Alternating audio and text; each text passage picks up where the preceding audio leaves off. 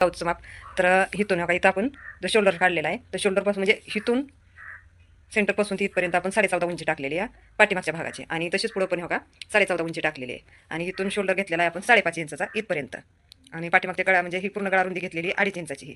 आणि असा 9-9.5 इंचाचा गळाला पाठीमागच्या गळ्याला आकार दिलेला आहे. आणि हा आहे पुढचा गळा. तर पुढच्या गळ्याला आपण 5 इंचावरती आकार दिलेला आहे. आणि इथं क्रॉसपट्टी घेतलेली आहे 3.5 इंचाची ह्या साईडला, आणि ह्या साईडला घेतलेली 2.5 इंच. आणि इथून मुंड्यापासून जो मुंड्याचा आकार म्हणजे हा मुंडा जे आहे ते पूर्ण इथपर्यंत 6 इंचाचा घेतलेला आहे. आणि इथं 1 इंचाला आकार दिलेला आहे. आणि ही दोन्हीचा मधला 2.5 इंच अंतर म्हणजे 2.5 इंच इथं माप ठेवलेलं आहे. आणि कटोरीला आकार दिलेला आहे. तसंच पाठीमागच्याला पण आपण 1.5 इंचाला आकार दिलेला आहे मुंड्याला गोल, आणि पूर्ण माप टाकून घेतलेला आहे. तर पूर्ण छातीची घडी टाकलेली आहे 10 इंच. अशा पद्धतीने मग आपण कटिंग म्हणजे माप टाकू शकतोय. आणि तसंच आपल्याकडे आहे हा रेडीमेड छाप. रेडीमेड म्हणजे मी काढून ठेवलेला आहे, आणि तो छाप टाकायचा आपण इथं कटोरीचा अशा पद्धतीनं.